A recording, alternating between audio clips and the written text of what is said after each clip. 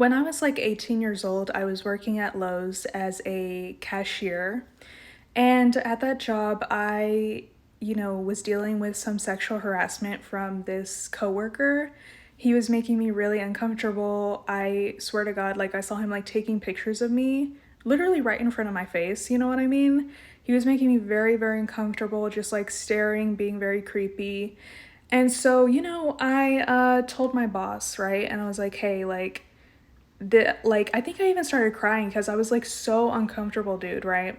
And I was like, yeah, like I mean, what if this guy follows me home? I'm feeling really uncomfortable. And I really honestly still can't believe to this day what my boss said, because usually men don't really care about that type of stuff, or they brush it off. Or I've had men tell me that, oh, like for example, my ex used to say that like guys treat me like that because they think I'm pretty. That's why they're harassing me. Oh, wow, because they think I'm pretty.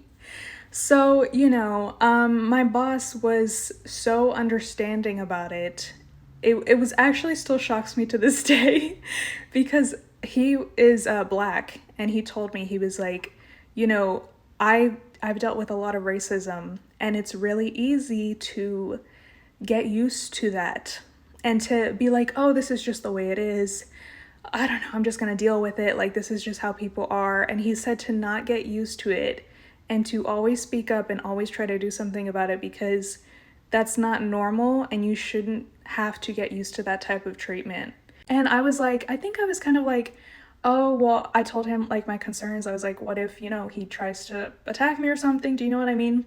And he told me, he was like, even if he doesn't, try to hurt you, even if maybe he wasn't taking pictures of you, maybe just the fact that you feel uncomfortable is enough. It's bad enough and it's concern enough. Because even if you quit this job and you never said anything, what if he starts harassing someone else? So, long story short, I think that I do remember that guy got fired. I don't know if he was also doing other things, but yeah, I'll never forget that, honestly, because it's very rare for me to meet a man that like actually cares, and actually a grown man to actually validate my feelings and be like, yeah, that was not okay and you shouldn't get used to that treatment. And I don't know, I just want to share that because I agree with everything that he said. It's like you shouldn't get used to being treated like shit and being uncomfortable or being attacked. Like, you shouldn't, that's not normal.